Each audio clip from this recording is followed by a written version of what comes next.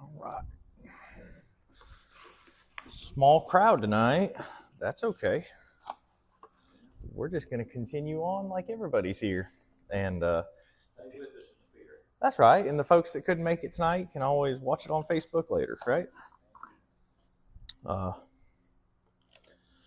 We are going to continue in Mark chapter 1. And I have good news. If you survive tonight, we will have made it through one chapter of the Gospel according to Mark. It only took, what? 7. Only 7. Smart guy. But it is 45 verses. It's a fairly lengthy chapter. Sorry, part of the reason I'm going so slow is because Mark moves so fast, and it's easy to miss things. And so I like to pump the brakes and slow down and explore. All right. So last week, if you guys remember, I focused a good deal on some speculation and trying to pretend that I was in the text. And I'm not going to do that near as much in the future as I did last week. I just want to encourage you guys, to dive deeper in and think through what we're reading.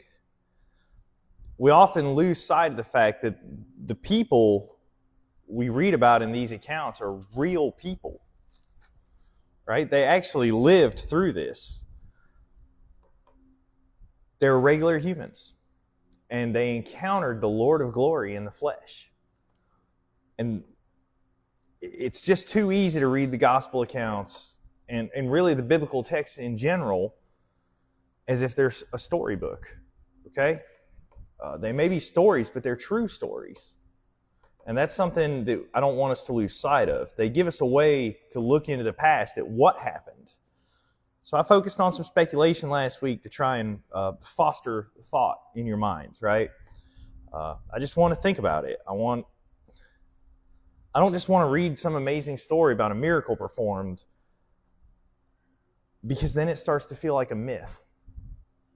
And a big part of my focus in this is that it's a true story. It actually happened. And so I want us to insert ourselves into it and consider that and think about what these people were actually experiencing as they lived through it. We need to remind ourselves the apostles didn't really know what was going on as it was happening. Now, as you read through the gospel account and you get later into it, they grow in understanding and maturity. But they had to learn about Jesus just like we did. Except we had 2,000 years of church history behind us to help feed us. They had to figure it out in real time. So my speculation last week was kind of strategic in nature, trying to whet your appetites and get you to dig deeper. In a room of 10 people on an average Sunday morning or Wednesday night, even if you're going line by line through the text, how many out of those 10 have actually looked ahead and read ahead and are prepared for what's coming? And my guess is maybe a couple at best. And I don't mean that as a knock on anyone, but our time here is coming to an end. And as we work toward that, I want to encourage you guys to don't give up on the study. Continue with it. I also did something else last week that sometimes I do. I gave you guys a question or a theological conundrum, if you will, and said I wasn't sure and I'd leave it for you to decide. And I didn't do that to intentionally lie to you, but I wanted to get you to think more deeply about the matter and do your own research, and I kind of lied to you. So if I give you a question and I say I don't know, there is a fair chance that I have an opinion or a strong leading, but I'm trying to encourage you to dig deeper, because if I just give you the answer to your question, you'll take it at face value and move on. But if you go dig up the answer to the question, it'll stick with you a lot longer, right? So I say all that to say I'm trying to utilize some teaching techniques I've learned over the years to try to encourage everyone to dig deeper. As I mentioned a minute ago, my time of teaching on Wednesday nights running short. September 16th will be here before we know it, and I am certain we will not finish Mark in that time frame.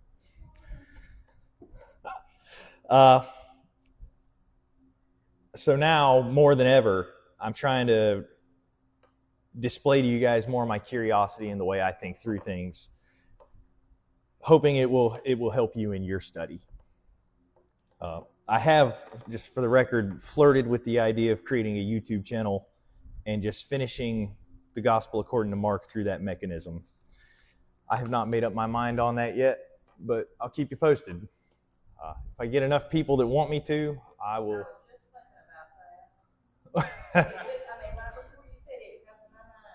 So I already am in the habit of recording these once a week and then posting them online. My suspicion is whatever happens with Kushla Bethany, our Facebook change is going to probably our Facebook page is probably going to shut down at some point, whether we merge or dissolve or whatever. So I may, at the strong urging of my mother, I may start a YouTube channel and just, the little microphone's mine, and I can find a place and some sort of little desk to set up in my house somewhere where I could record these things. So maybe I'll do that. If you guys want that, let me know. Feed it back to me. We'll go from there. But if nobody's going to watch it, I'm not going to put in the effort to make it. All right. So tonight's verses that we're going to look at is probably my favorite miracle in all the Gospels. Don't get me wrong. The atonement, Jesus' sacrifice on my behalf to take my sin and give me his righteousness is obviously my favorite miracle because that's an extremely important one to me personally. But this particular miracle speaks to me. The man involved shows deep faith and great humility. And it carries, just to read it on the surface, it carries weight. It's a wonderful demonstration of the faith we should have when we make our requests made known to God. And it's almost comical that right after the miracle is performed, he goes and disobeys God directly. So I titled this teaching, Acceptable Obedience. So we will look at Mark chapter 1, verses 39 through 45 this evening. So Mark chapter 1, verse 39.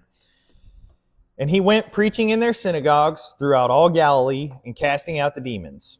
And a leper came to Jesus, pleading with him and falling on his knees before him and saying, "If you are willing, you can make me clean." And moved with compassion, he stretched out his hand and touched him and said to him, "I am willing, be cleansed." And immediately the leprosy left him and he was cleansed. And he sternly warned him and immediately sent him away. And he said to him, "See that you say nothing to anyone, but go, show yourself to the priest, and offer for your cleansing what Moses commanded as a testimony to them."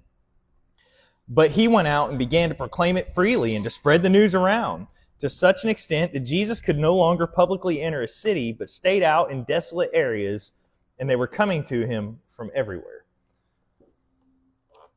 So verse 39 is a continuation from last week's study, right? If you remember, we ended with Jesus telling the disciples his intention was to go travel around and teach the surrounding towns and villages, or preach. And we read here that's exactly what he did, right? He went out across all Galilee, cast out demons as he went, and he's got his newly minted disciples with him, and he goes around and preaches and casts out demons. So I did some geography work, just out of curiosity for myself. So at the time of Jesus, Galilee was about 750 square miles that consisted of about 204 small towns. The entire territory could be walked across in about 2 days. Okay? For modern comparison, the state of Rhode Island is 1,033 square miles. So it's 25% larger than the region of Galilee. Okay? Historians claim that the number of small towns, 204, that is provided to us by Josephus is an exaggerated number, but I don't know why the historians think they know better than someone that was alive at the time how many towns were in the region. I don't know, I guess their big brains are bigger than mine. But that gives you kind of a size comparison, right? Mobile County is a good 200-300 square miles larger than the state of Rhode Island. So it wasn't a monstrous area, Galilee, But I mean, they were pounding some ground. I mean, they were doing some moving to go all across Galilee. And Galilee was split into two regions, Upper Galilee and Lower Galilee, which is basically northern and southern Galilee. But most of the region is mountainous. It's got its valleys and low points that are lush and green and beautiful. But most of it, especially in Upper Galilee, is mountains. So it wouldn't be easy walking, right? I just throw all that out there because that kind of helps us get in our head what kind of territory Jesus and his disciples are covering. Because truthfully, if I dropped you off at the western border of Rhode Island and said, I'll pick you up at the seashore in 2 days, would you make it? I'm not sure I would. Depends. Is it August? Anyway, all right, verse 40. This leper comes to Jesus. We're not told where in Galilee this happens. It's just while he's out traveling around, right? Somewhere in that 750 square mile area. But I want you guys to pay attention to the leper himself. So first of all, leprosy at this time was a kind of broad term for a disease that left physical signs on the skin. Either something that was systemic inside that caused outward, or a rash of some sort, boils, right? Per the Levitical law, if you were considered a leper, you were ceremonially unclean. You would not be allowed in town or around clean people as a leper. You were to be isolated from the camp so your leprosy wouldn't spread to others and thus make them unclean. It's kind of a form of Old Testament quarantine. Or what do they call it? Social distancing, they call it today. Sorry, bad joke. But if you want to know more about leprosy, there are 2 full chapters in Leviticus you can read on it. I believe chapters 13 and 14. It talks all about how to diagnose leprosy, how to cleanse from it properly. It is thorough. I will leave that to your personal study. We won't cover that tonight.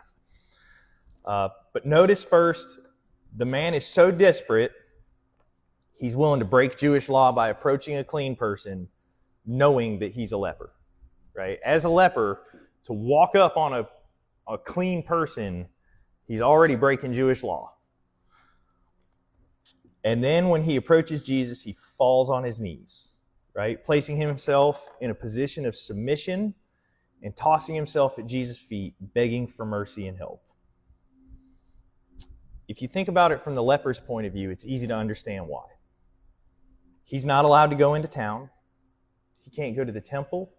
He can't offer sacrifices. He's completely cut off from God and the people of Israel because of this disease. He probably wouldn't be permitted to work because that would require him to be near other people. So his disease has left him completely destitute, without hope, and alone. So he comes to Jesus begging, and what he asks is key, right? He says, I know that if you are willing, you can make me clean. And the word we translate there is can, gives the... it's not well translated with the word can, right? Because when we hear can, we think able. It's probably better stated, I know that if you are willing, you have the power to cleanse me. Okay? So the leper looks on Jesus with pure, absolute faith. Later on, when Jesus tells his disciples that if you really believe it and ask something in his name, it'll be done for you. You can cast a mountain into the sea. This is the kind of faith that Jesus was talking about. He says, I know you can if you will. So let me ask you guys a question about that real quick. How often do we pray to God and ask for things with that kind of confidence? How often do we send our prayers up like a quarterback throwing a Hail Mary at the end of the game? Last-ditch effort. I don't have anything else to lose. May as well pray about it. But that's not how this guy goes about it. He says, God, I know you can. We should approach our prayers with that confidence toward our Maker because we know he can. All right, verses 41 and 42. Jesus looks upon this man on his knees, and how does it make Jesus feel? He's moved with compassion for the man. There is a textual variant in verse 41. There's one manuscript that says Jesus was angry with the guy, not had compassion on him. But if you pay attention to my lecture on New Testament reliability, it'll help you here. The textual variant is in one manuscript from the 500s, fairly early, but the word for have compassion and the word for angry have the same last 6 letters and then different first 4 letters. So it's likely the scribe was copying, looked over here, looked back here, and skipped a word or picked up. You know what I'm saying? Or maybe he was reading 3 or 4 words at a time and mixed the word up in his head. But it's highly unlikely that the word here is angry. It doesn't even make sense in the story for Jesus to be angry at the leper, right? So that one's a non-starter. But that is a viable and meaningful textual variant, which is one of your couple thousand, right? And I point that out because I haven't thrown a textual variant at you guys in a while, and this one's kind of interesting, just the way the letters fell out. So, all right, back into the text. Jesus is moved with compassion. And I think Jesus was having some of the same considerations we just discussed a couple minutes ago, right? The guy's been completely destroyed by his leprosy. He's completely isolated, alone, and miserable. And so our wonderful Savior felt bad for him. And then Jesus did something utterly unthinkable. He reached out and touched him. Okay, think about that. We don't know how long the man had been afflicted with leprosy, but to touch a leper would make you unclean. Jesus is a rabbi.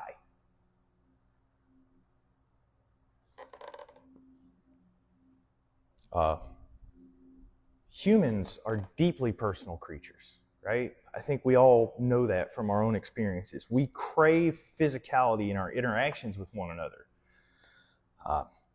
We shake hands, we hug, right? One way we express our love and compassion for one another is through physical contact of some form.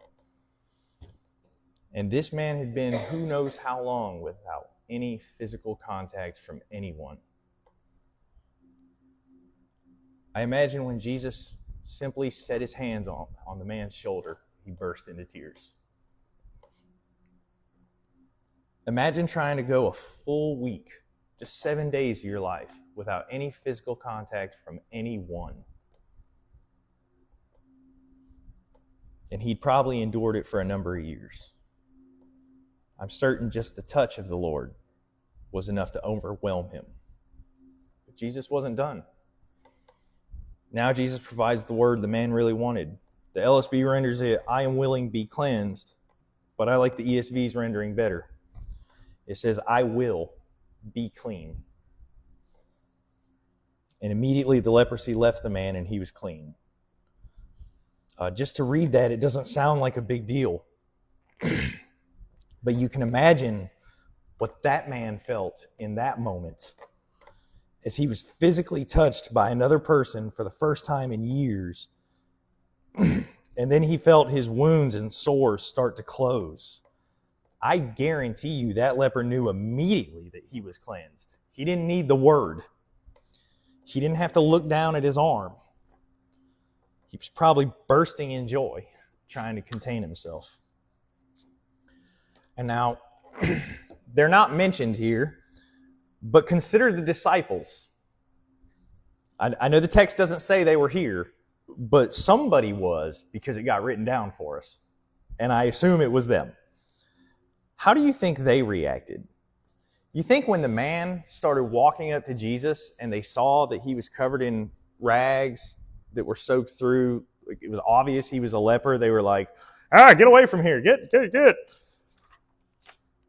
think when Jesus reached out to touch him, they were like, Rabbi, no, don't do that. You're going to make yourself unclean. But then it happened, right? Jesus heals the guy. I'm certain someone would have had to pick my jaw up off the floor. I don't know that I would believe it if I was standing there and saw it. You know what I'm saying? I mean, it just makes you wonder if you're Simon Peter, you got to be wondering, who is this guy? I imagine some of them kept their distance physically from him for a little while after. I agree. They probably did keep their distance. Like, wait a minute, man. Unclean. In verses 43 and 44, Jesus sternly warns the man and sends him away. And the warning Jesus gives is make sure that you don't tell anybody what happened here. And the word we translate is strictly warned is more like, listen here, bub. It borders on scolding. It's extremely stern. It's harsh. Kind of like when my kids get to some tomfoolery over here and I look at them and I'm like, hey. It's kind of like that. That's what the Greek word gets across.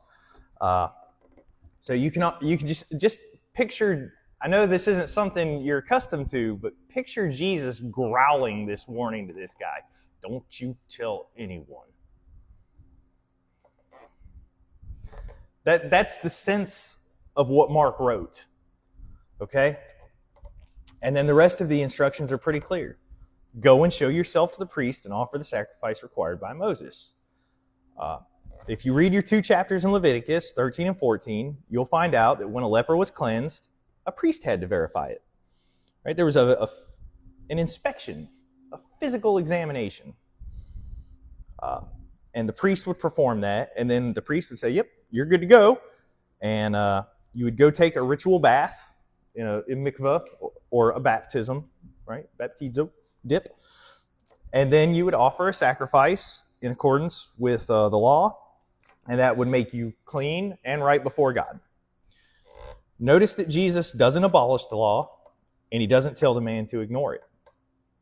He, in fact, tells the man to follow the law and do what it requires. But the more interesting part about it is the why. Jesus tells the man to go show himself to the priest and offer the sacrifice as a testimony to them. Not for actual cleansing, that's been done. Not to be right before God, that was done when the man hit his knees and believed in Jesus with true faith. But to testify to the priests, right? It's a testimony to the religious leaders that God was among them and working. And that Jesus isn't just some young upstart trying to get rid of their system. He was working within it. He was part of it. It was, after all, his system.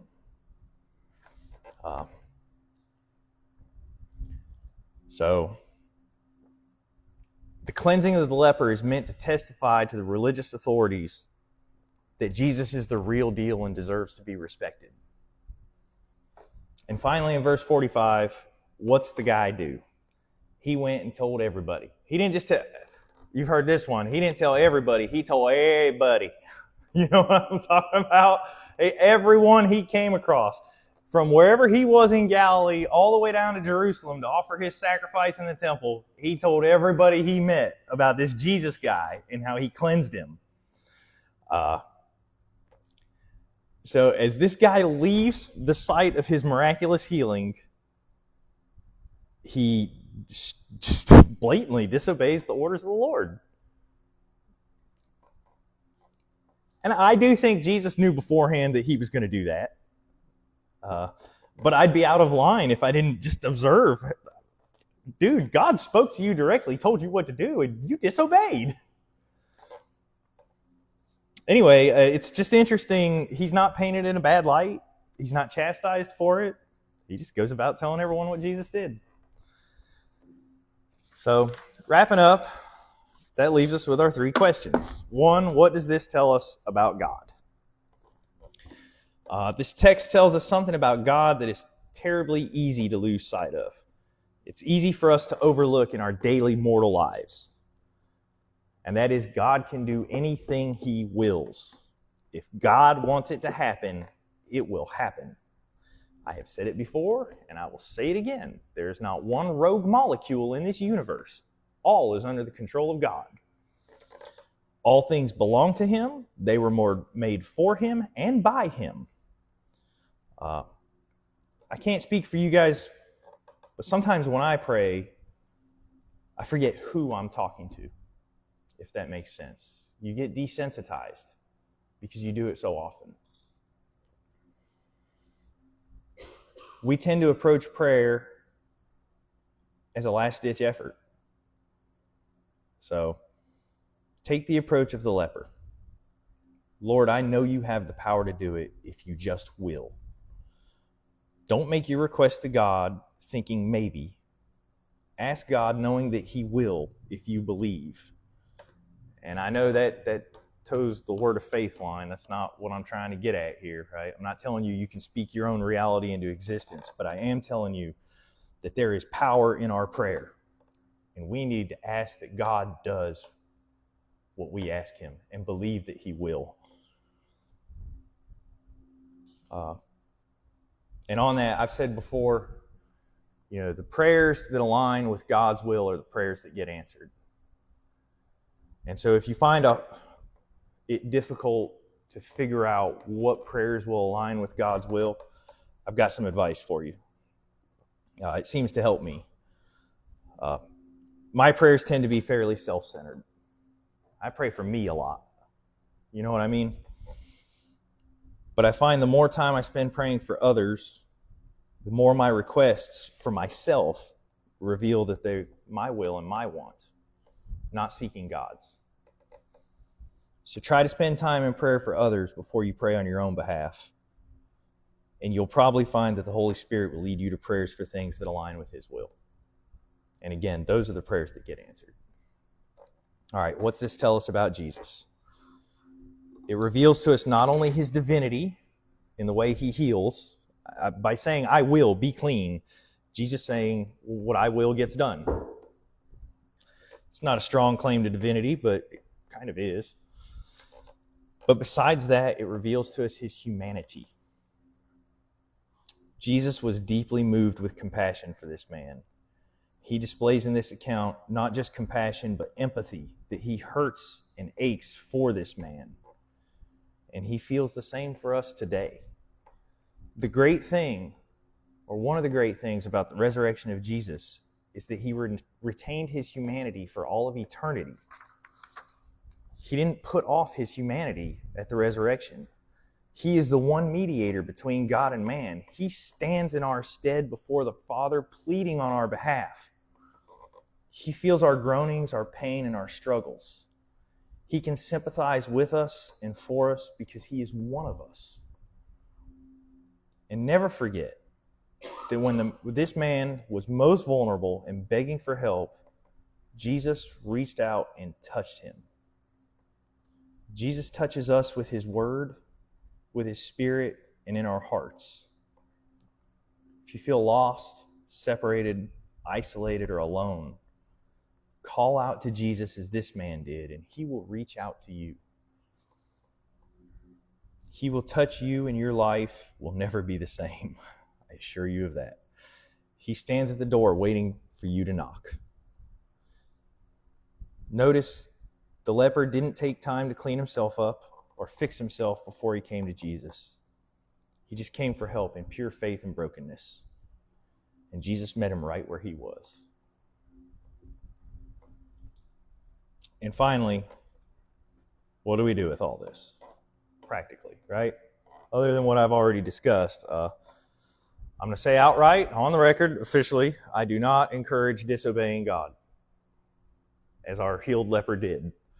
However, I do want to point out that Jesus commanded him to tell nobody, and he turned around and told everybody. And in comparison, Jesus has told us to tell everybody, and often we tell nobody.